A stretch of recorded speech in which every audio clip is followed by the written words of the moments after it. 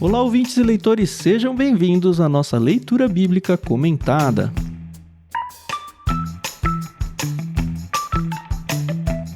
Eu sou o Thiago André Monteiro, vulgo Tan. Estou aqui com a Carol Simão e com o Thiago Moreira e vamos começar um livro novo. Saímos do Novo Testamento no final do ano passado, passamos aí alguns episódios em Salmos, como vocês já ouviram, e agora voltamos para um profeta menor. Esse é menor mesmo, né? Bem pequenininho, 3 capítulos. Vamos lidar com o livro de Joel. Nesse episódio a gente não vai fazer leitura bíblica ainda, é só uma apresentação, né, do livro e vamos conversar sobre esse profeta. Bom dia, Carol. Bom dia, Thiago. Tudo bem?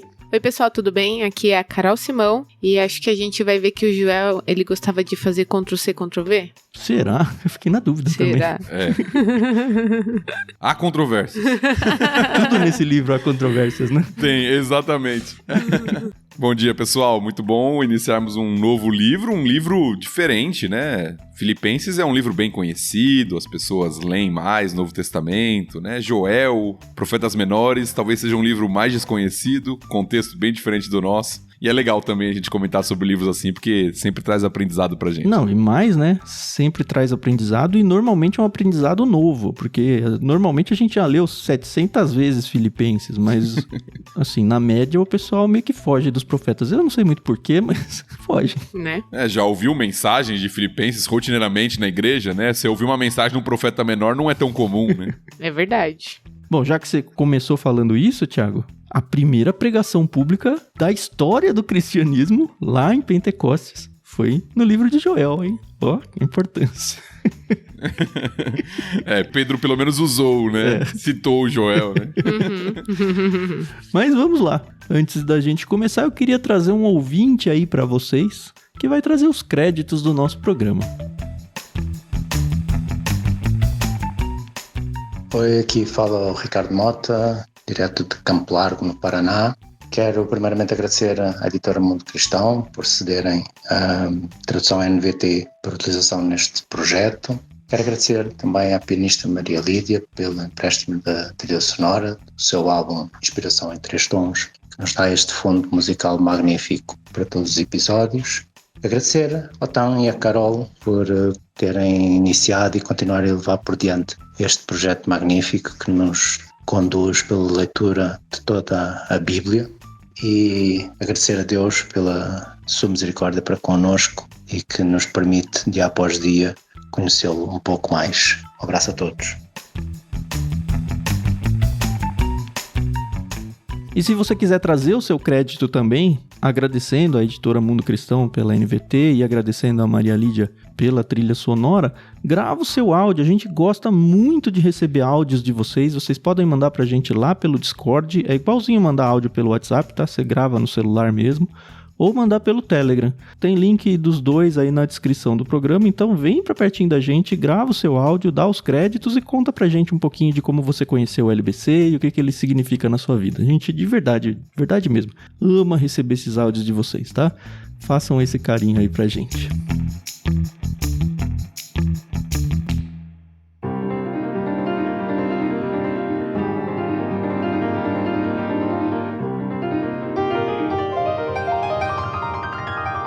E aí de volta então, Thiago, 2025 com o passe renovado, né? É isso aí, né? Depois de uma negociação difícil com os empresários, né? Estamos de volta. Que ânimo, né? Depois estamos de volta. Parece o Felipe Anderson no Palmeiras. Animado. Enfim. Temos o livro de Joel, a gente já mencionou, são só 3 capítulos. E se você ouve o LBC, você sabe que a gente já gravou um profeta menor, o Oséias, e é muito diferente um do outro, né? Sim. A gente vai ter o Joel aqui falando à tribo do sul, né? A Judá, ao reino do sul, não era tribo, né? E a gente tem que falar um pouquinho sobre quem foi Joel, em que época esse livro foi escrito, qual é o contexto histórico, o contexto local e tudo mais. Só que é uma tarefa tão difícil isso, né? Pois é, isso que eu ia falar. Até antes de entrar no livro em si, eu acho que é bom a gente só relembrar algumas coisas. Eu sei que já foi gravado Oséias, né? Vocês gravaram junto com o Ricardo, né? Ricardo Filho. Isso. Mas é bom a gente situar um pouquinho da questão dos profetas, né? E também da questão de profetas menores. Verdade. A gente usa esse nome profetas menores, às vezes alguns não entendem o porquê, né? Ou até é usado às vezes por alguns de forma pejorativa, né? Sim. Mas não é essa a ideia. Depreciando o autor, né? Ah, isso aí é segunda categoria. É, exato. É uma questão de extensão mesmo do escrito deles.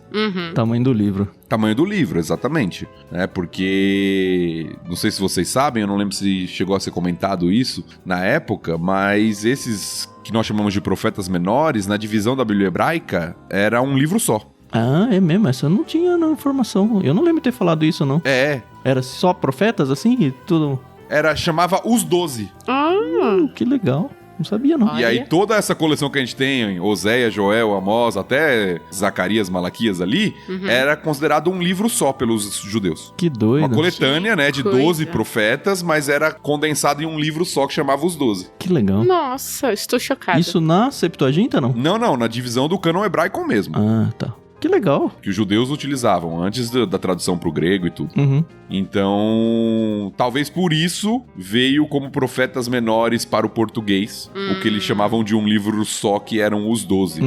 Né? Porque se você for comparar, Daniel, por exemplo, também tem uma extensão pequena, que a gente coloca como profeta maior. Mais ou menos, né? Eu ia falar que ele fica na metade do caminho aí. Então, mas vamos pensar em divisão de capítulo. Ele tem 12 capítulos, Oséias tem 14.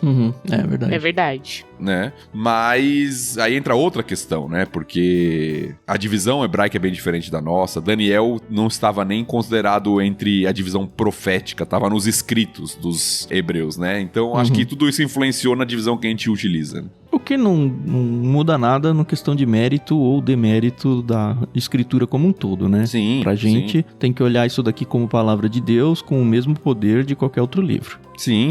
É só uma questão de extensão mesmo, como a gente falou. Sim. E antes da gente entrar no livro em si, né, ter aquela compreensão também da profecia é importante, porque talvez no conceito popular, quem tá nos ouvindo aí, a ideia de profeta sugere simplesmente alguém que prevê o futuro. Sim. Prediz o que vai acontecer. É. Né? E isso existe na profecia, inclusive em Joel, nós vamos falar sobre isso. Né? Isso existe. Mas a principal função do profeta no Antigo Testamento era ser um transmissor da mensagem de Deus pro povo. Sim. Nesse sentido, parecido com um pregador. Isso. Até alertar o povo de que, vocês precisam de arrependimento ou qualquer coisa desse tipo. Exatamente, trazendo mensagem às vezes de chamado arrependimento ou até de esperança no meio de um contexto de dificuldade. Então o profeta, não pense, né, você que está nos ouvindo aí, acompanhando, não pense no profeta como simplesmente um vidente. Adivinho, né? É. Se bem que a palavra vidente, ela muitas vezes é intercambiável na Bíblia mesmo, né? É um dos aspectos da profecia. Sim. Mas não é o único, as pessoas reduzem a isso. Esse é o problema, né? E não enxergam que a principal função, eu diria até, profética, é alguém que está trazendo uma mensagem de Deus pro povo. Sim. E muitas vezes uma mensagem direta mesmo, né? O assim diz o Senhor.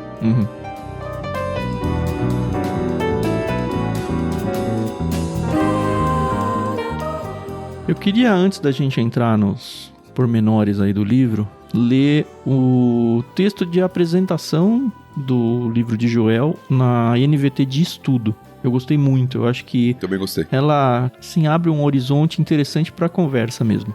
Ela abre assim: isso não é o livro de Joel, tá? Isso aqui é quem fez a parte de estudos sobre o livro. Quando vem a calamidade, geralmente temos uma de duas reações.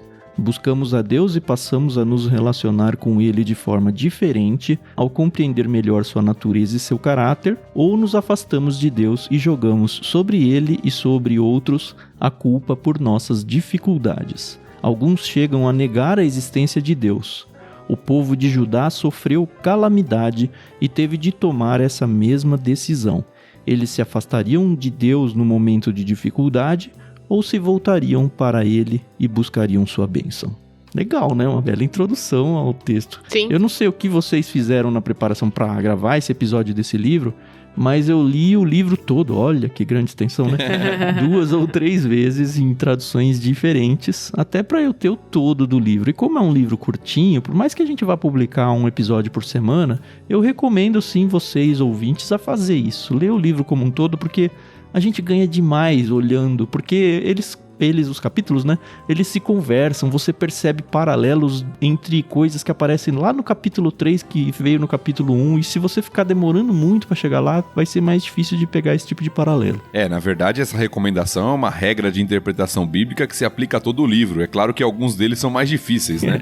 Pegar um salmo, você vai pegar Gênesis. Isaías, né? Pra você ler tudo de uma vez, nem sempre é tão simples, mas isso é o ideal pra toda leitura bíblica, né? Você ter uma visão do todo antes de começar a ler as partes, né? Sim, sim. O que eu vi é que Joel, ele era um profeta que teve, assim, uma grande influência de outros escritos da Bíblia, né? Até então, eu realmente não sabia dessa informação dos 12 como os livros proféticos, né? Que era como se fosse uma coisa só.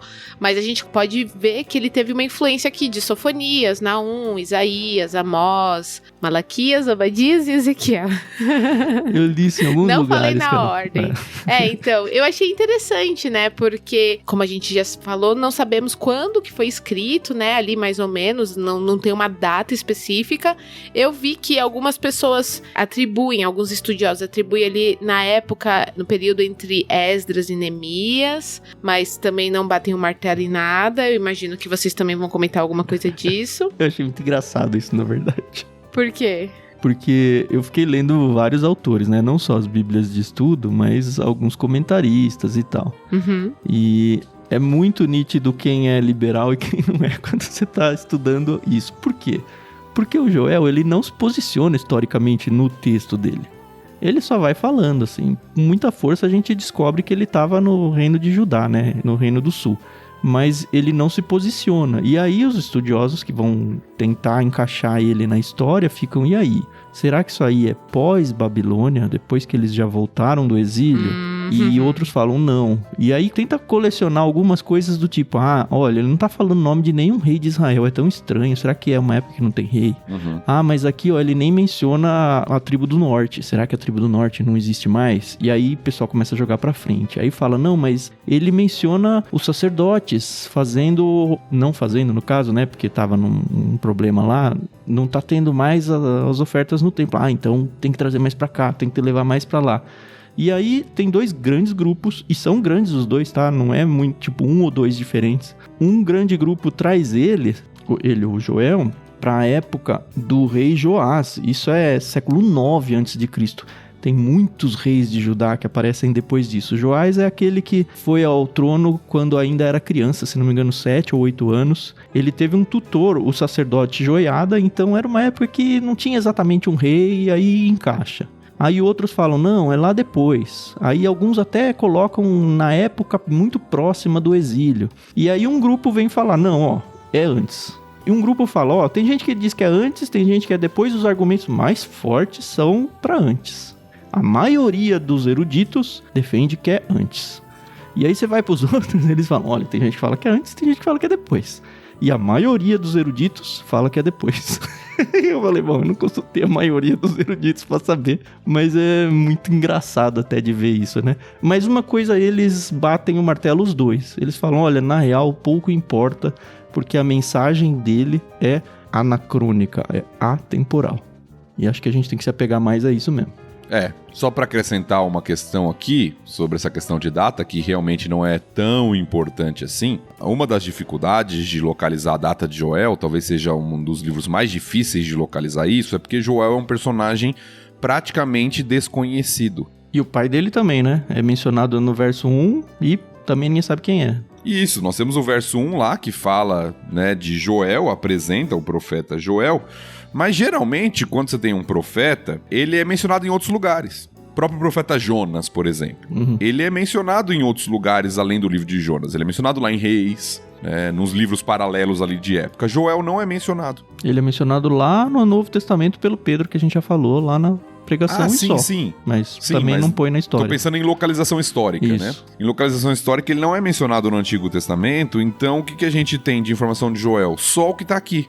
É um Joel, filho de Petuel, e a gente não sabe mais nada. Então você não sabe exatamente quando ele está falando. Sim. E aí toda a tentativa de datar dá por inferências que se tiram de informações do próprio livro. Sim. E o Tan já mencionou algumas, do tipo, Aparentemente não tem rei na época que ele tá profetizando, porque não se refere a rei, só se refere aos sacerdotes. Uhum. Aí você vai ter essa divisão.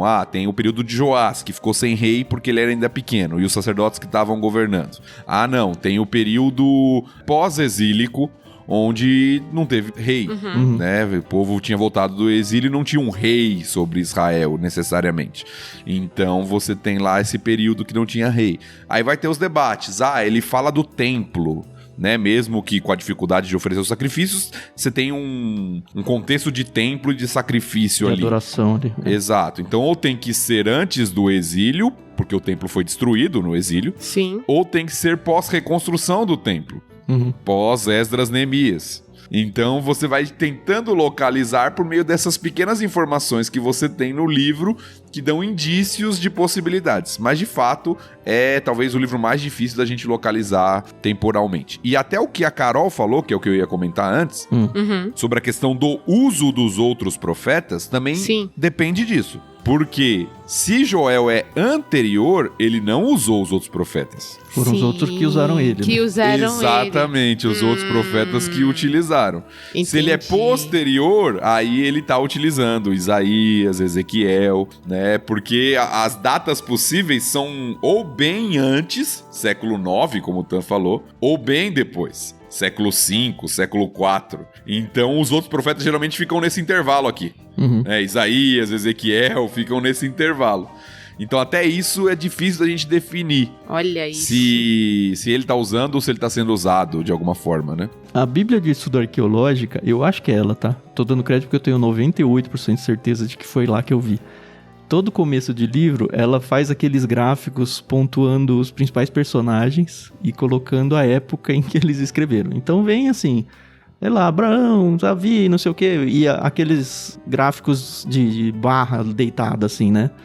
E aí esse de Joel é muito engraçado, porque ele ocupa quase a página inteira, assim. Ministério de Joel, aí começa lá no século 9 a.C. e vai até lá na frente, assim, porque não dá pra pôr. Sim. Simplesmente não dá, ele tá em algum lugar por aqui. Pois é. O que a gente tem de possível informação, como o Tan falou, é que provavelmente ele profetizou em Judá, Reino do Sul, porque ele fala muito do templo e do serviço sacerdotal. Sim. Né? E o templo ficava em Jerusalém. Então é muito provável que seja um profeta do sul. A gente vai ter essa divisão nos livros proféticos, né? Tem profetas que profetizam no norte, tem profetas que profetizam no sul. A maioria deles no sul, né? E aparentemente Joel é alguém que está profetizando para a capital ali, né? Jerusalém, onde tem a questão do templo ali.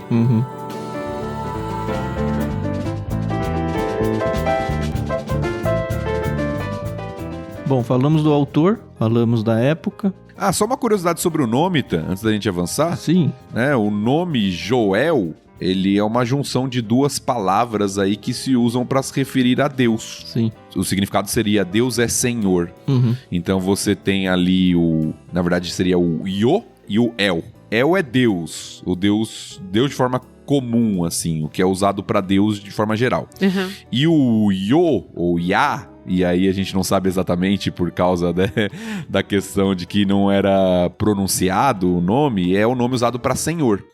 Que aí as pessoas, alguns acham que é Yavé, Javé, Jeová, Jeová, a gente não sabe exatamente, mas então literalmente seria Yoel. O Senhor é Deus, ou Deus é Senhor, algo do tipo. Legal.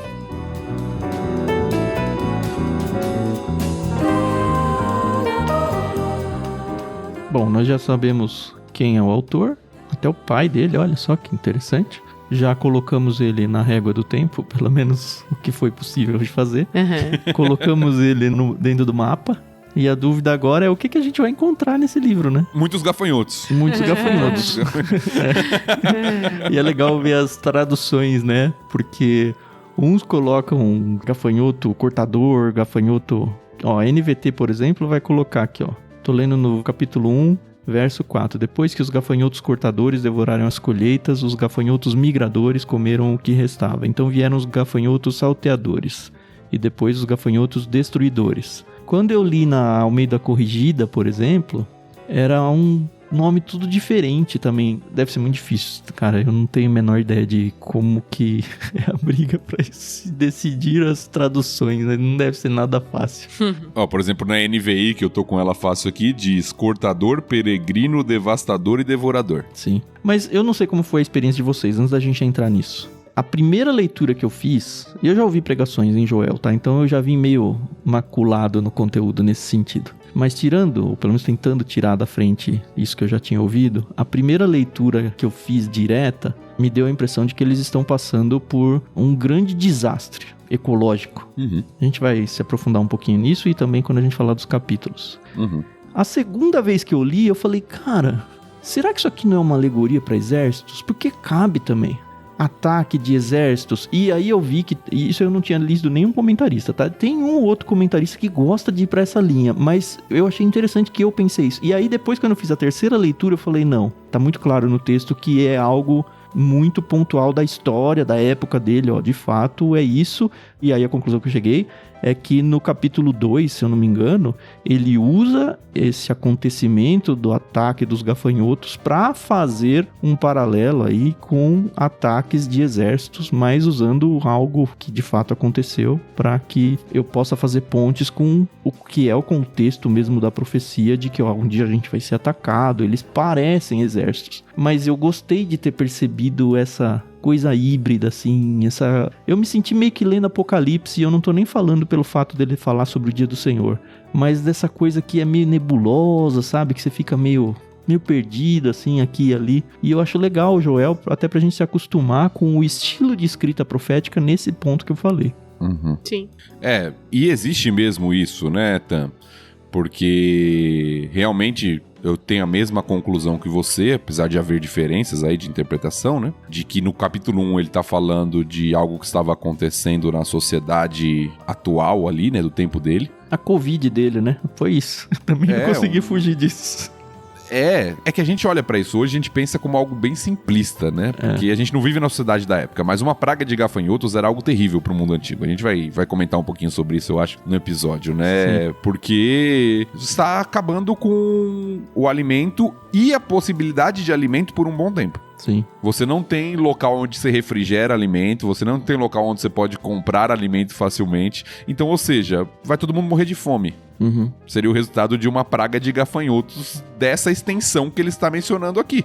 Tá acabando com a lavoura, tá acabando com a comida, tá acabando com tudo que existe ali. A própria comida dos animais. Exato. Então você vai, a curto prazo, se não houver uma intervenção divina ali, o povo vai passar por miséria. A gente leu o 15 recentemente, Carol, no Literário, lá no Ictus Podcast, que conta sobre a seca de 1915 no sertão nordestino.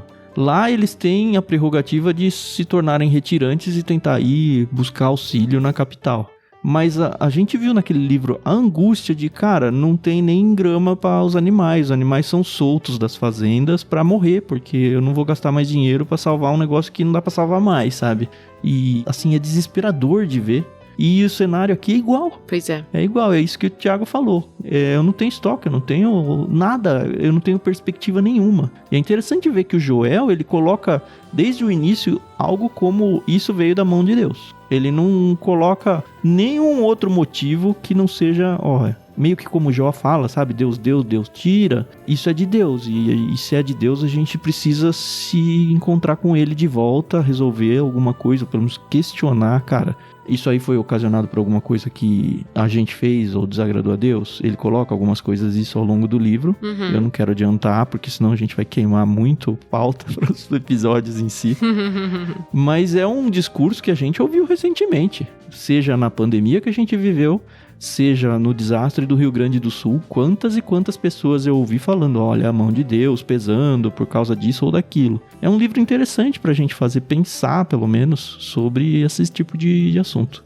E no caso de Israel, isso ainda era muito mais forte, porque a própria palavra de Deus, desde a Torá, né, desde dos primeiros 5 livros, mostra essa relação de que a fidelidade do povo levaria à abundância de alimento e sustento da parte do Senhor, e a infidelidade levaria o Senhor disciplinar o povo, muitas vezes com seca, muitas vezes com falta de alimento, com praga e com uma série de coisas. Então isso não era algo que eles tiraram da cabeça dele, uma percepção do tipo, Deus está nos punindo, será que é por causa disso? A própria lei falava que se eles fossem infiéis ao Senhor, o Senhor traria juízo sobre eles dessa forma, né? Sim, sim.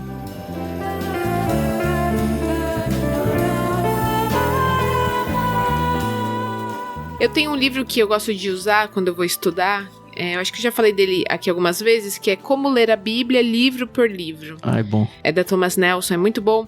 E ele finaliza, assim, de um jeito muito gostoso. Pra quem é leigo, entende bem. E, obviamente, que aqui não traz o texto bíblico, são apenas insights, né? Mas ele fala assim: além de profetizar sobre o grande derramamento do Espírito de Deus, o livro de Joel está especialmente preocupado com os grandes temas da história bíblica: o juízo divino sobre o pecado humano, a necessidade de arrependimento e a graça misericordiosa de Deus, para que todo aquele que clamar seu nome seja salvo. Assim, é bom, mas assim, claro que você tem que ler a passagem e estudar um pouco mais a fundo. Só com esse insight aqui você não pega muita coisa. Mas assim, a gente vê que é um livro que realmente ele vem acrescentar, né? Pelo menos na vida cristã. Sem dúvida. Sim.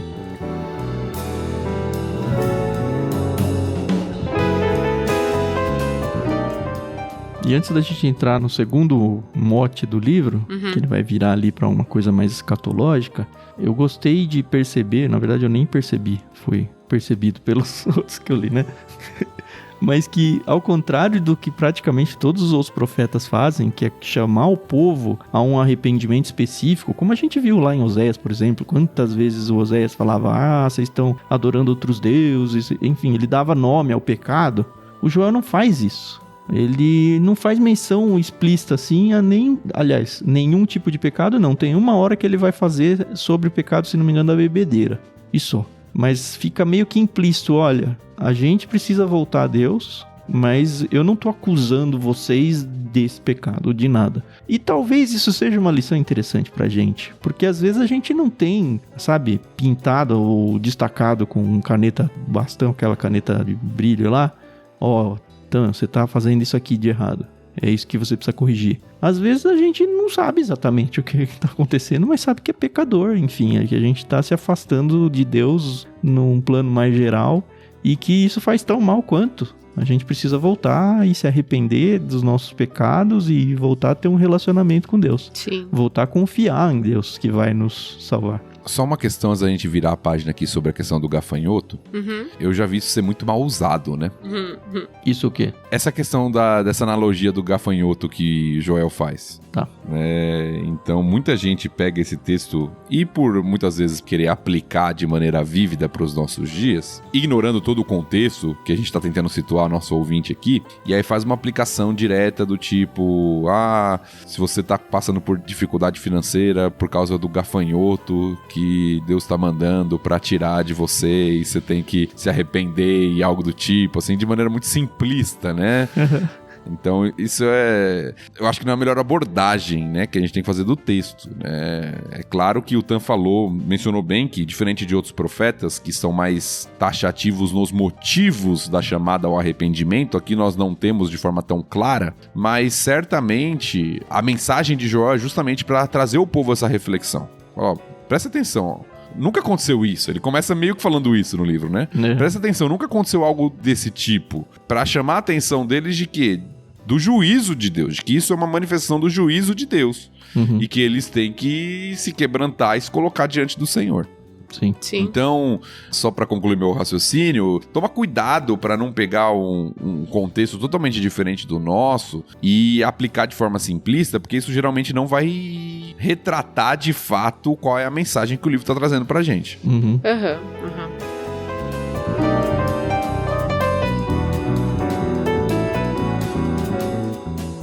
Logo no capítulo 1, a gente vai falar bastante disso no capítulo. Ele vai destacar 3 grupos que são chamados a essa conversão, esse arrependimento. Mas é muito engraçado, porque pensa com a gente aqui. Os gafanhotos vieram, eles acabaram com tudo que está plantado. Tudo. E aí, o primeiro grupo que ele chama no verso 5 é despertem e chorem bêbados. Achei muito engraçado. Lamentem vocês que tomem vinho. Todas as uvas estão arruinadas e todo o seu vinho doce acabou. Tipo, os gafanhotos mataram até o seu vinho, seu mando de bêbado. Mas é a nação, né? A nação. Percebam que é algo divino e da mesma forma que Deus vai destruir aqui, ou está destruindo, ele tem todo o poder para fazer com que o cenário mude. E de fato, dentro do livro, a gente vai ver esse cenário mudando. A gente vai ver, como a gente falou, e acho que já indo para um segundo momento desse episódio, a gente vai ver o problema pontual ser encaminhado a uma coisa mais de guerras mesmo, de Israel, Judá no caso aqui, né, o Reino do Sul. E futuramente ele fala, olha, do mesmo jeito que tá tendo essa grande calamidade, vai chegar um dia em que vai ter uma calamidade muito maior, que é o famoso Dia do Senhor. Isso aí vai aparecer bastante no último capítulo, vai ser um capítulo bem legal de dividir com vocês, onde a gente vai falar bastante sobre esse momento histórico que ainda vai acontecer na história do mundo, onde vai azedar um pé do frango aí bem forte. E é interessante porque a expressão Dia do Senhor é uma expressão muito usada pelos profetas. E é um dia de ira, né? É isso que tá querendo dizer. Então, depende. Geralmente sim. Mas o Dia do Senhor ele tem duas conotações. Que ao mesmo tempo que ele é um dia de ira e julgamento sobre as nações, em outros contextos ele é um dia de salvação para o remanescente de Israel. Certo. Sim, depende de que lado você tá. Exatamente, depende de que lado você tá da história. Então o Dia do Senhor é um dia de juízo, onde Deus vai trazer a sua ira sobre a rebelião humana, sobre o pecado, mas ao mesmo tempo vai ser um dia em que ele vai trazer salvação para o remanescente. Então aqui o texto é justamente, né, nessa chamada de arrependimento por causa do Dia do Senhor. Ou seja, de que lado você vai estar no Dia do Senhor, né? Você vai ser o alvo do juízo de Deus. Então é necessário o arrependimento por causa do Dia do Senhor que se aproxima.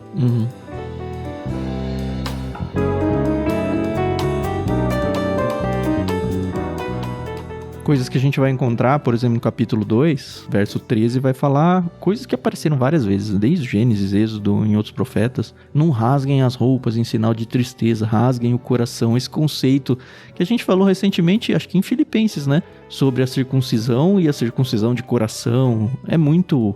Olha a conduta de vida de vocês, porque é para aí que Deus está olhando. Isso vai aparecer no livro, vai ter o texto que a gente já falou, né? Que o Pedro usa na primeira pregação lá no Pentecostes, com a descida do Espírito Santo. Você lembra qual que era o verso aqui? Joel 2, 28 em diante, né? 28 até 32, geralmente, ali é a citação, né? Que é mencionada de Pedro. Mas antes de você ler, não sei se você vai ler pra gente, é interessante o que você falou sobre essa questão do circuncidar o coração, né? Rasgar o coração. Porque geralmente a gente associa isso ao Novo Testamento, né? Sim. A gente pensa nessa questão de que o Antigo Testamento é mais ritualístico, cerimonial, exterior, e que o Novo Testamento chama ao interior. Mas os profetas fazem muito isso no Antigo Testamento. Sim. Né? De que o sacrifício que agrada a Deus não é só o externo, não é só o ritual, não é só aquilo que você faz de maneira cumprindo um rito religioso. O Senhor quer, de fato, uma transformação interior, né? Então você vai encontrar os profetas do Antigo Testamento fazendo isso o tempo inteiro, que é esse chamado arrependimento que a gente falou, Sim. né? A impressão que dá é que o ritual mesmo, ele deveria ser um símbolo, até pro povo, meio que não só símbolo, mas uma lembrança para eles constante de que, é assim que Deus gosta que a gente viva. Como, em certo sentido, é o batismo para nós, exato, né? Exato. Ele é uma manifestação exterior de algo que tem que ter acontecido interiormente, né? Que é a morte pro velho eu, a ressurreição em Cristo, né? Ele é uma manifestação pública daquilo que, se não aconteceu interiormente, não tem valor nenhum. Não faz nenhum sentido.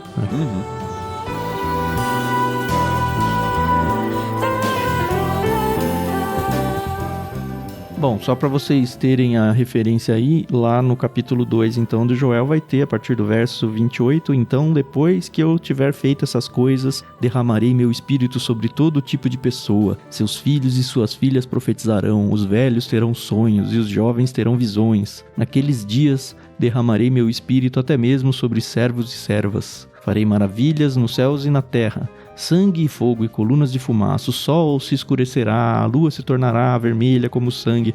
Isso é um dos exemplos, por exemplo, que eu mencionei há pouco, falando que os capítulos conversam entre si. Porque a gente vai ver na chegada dos gafanhotos que o sol escureceu, porque é aquela nuvem de gafanhoto que tapou tudo. E aqui ele traz essa analogia de novo, e esse texto fala tanto da descida do Espírito Santo lá em Pentecostes, quanto o que vai acontecer, escatologicamente falando, lá no final, que a gente não chegou ainda. E nesse sentido que eu falei que o texto ele fica meio que dançando entre as épocas, e é muito difícil a gente falar, aqui é dessa época, a partir daqui não é mais, e não sei o quê.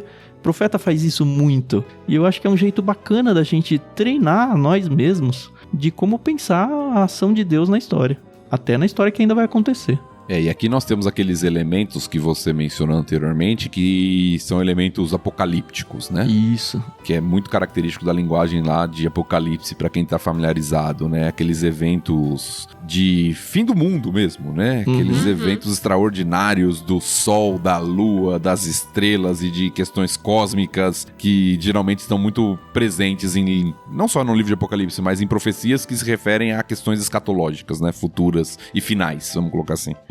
E é interessante que a gente não vai debater sobre isso, né? Acho que a gente vai deixar isso para Atos.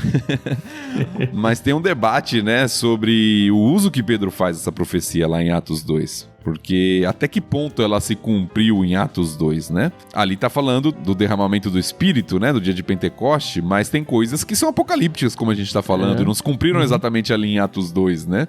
Então até essa questão do cumprimento parcial em etapas que o Tam mencionou, né? Nem sempre é tudo em uma época só ali.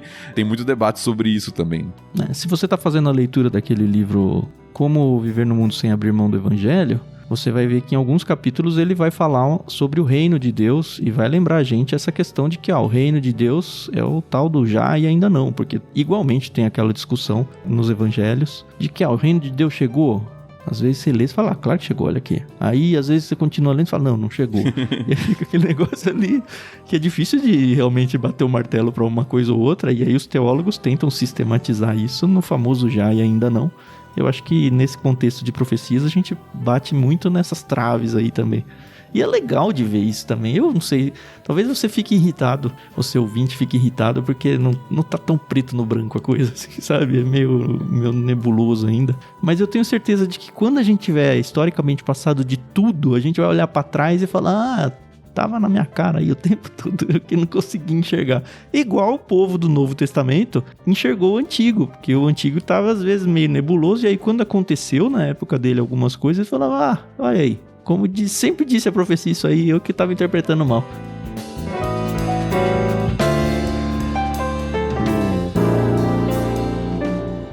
E aí nós temos algo que também é muito comum, né, na mensagem dos profetas, que é a questão de que ao mesmo tempo há uma demonstração do juízo de Deus, e de forma bem severa, né, nessa chamada ao arrependimento, também traz uma mensagem de esperança. Né? Então você tem os dois lados aqui, né? E bonito também aqui, né? Sim, é sempre uma chamada bonita, né? Que revela a misericórdia de Deus, ou seja, o juízo de Deus está vindo, o dia do Senhor está próximo. Mas se você se arrepender dos seus pecados, essa situação ela vai mudar.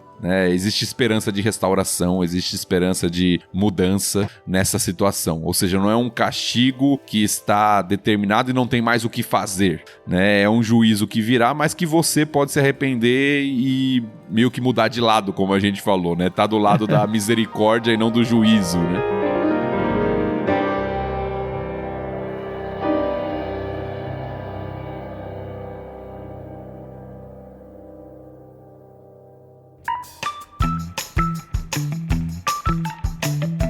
Eu acho que é isso. Não sei se tem mais alguma coisa pra gente falar sobre Joel que não vá estragar os próximos episódios. Acho que já dá pra sacar bem qual que vai ser o passeio que a gente vai fazer aí nas próximas 3 semanas. Só pra organizar a informação de forma simplista, pra você que tá nos ouvindo aí se preparar e esperar aí aquilo que a gente vai comentar nas próximas semanas, interagindo com a gente. De forma simplista, o capítulo 1 vai falar da praga de gafanhotos atual.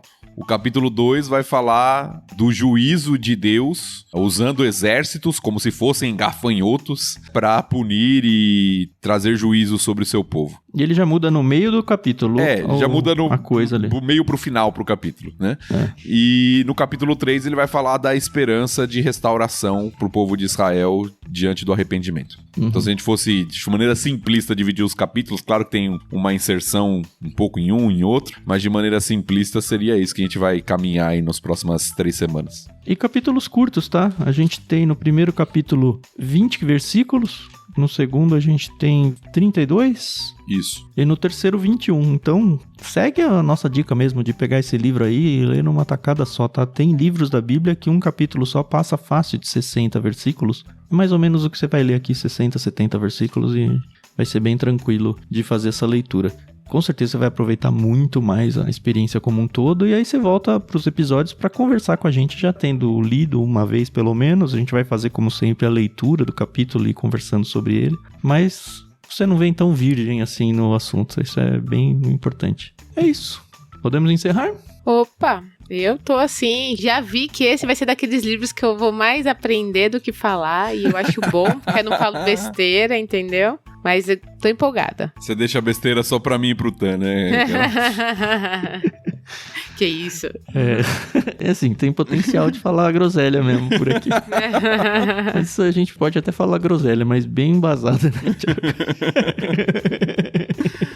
Não sei se a base é boa, mas pelo menos... tá bem embasada em outras pessoas que estão falando groselha pra gente, né? Exatamente. Ai. Beleza, então fiquem com a gente, ouvintes. Eu espero vocês na semana que vem pra gente começar o livro de Joel. Vai ser com certeza uma experiência muito gostosa dividir esse tempo com você, Carol, dividir esse tempo com você, Thiago. Lembre-se que você pode acompanhar esses episódios sendo gravados ao vivo no Discord. O pessoal tá assistindo aqui com a gente, e você pode fazer isso acessando bit.ly/leitura coletiva. É um espaço onde a gente conversa sobre várias coisas, organiza leituras e transmite os podcasts da LBC aqui para que você possa acompanhar. Vem com a gente, faz parte, não esquece de mandar o seu áudio de créditos para você aparecer no nosso episódio. E é isso. Semana que vem a gente volta. Tchau, tchau. É isso aí, pessoal. Muito obrigado pela paciência, audiência. A gente se ouve no próximo episódio. Até mais. Até mais, pessoal. Joel capítulo 1, semana que vem. Então faça sua leitura, leia todo o livro e venha junto conosco aí para aprendermos mais sobre esse livro. Um abraço a todos.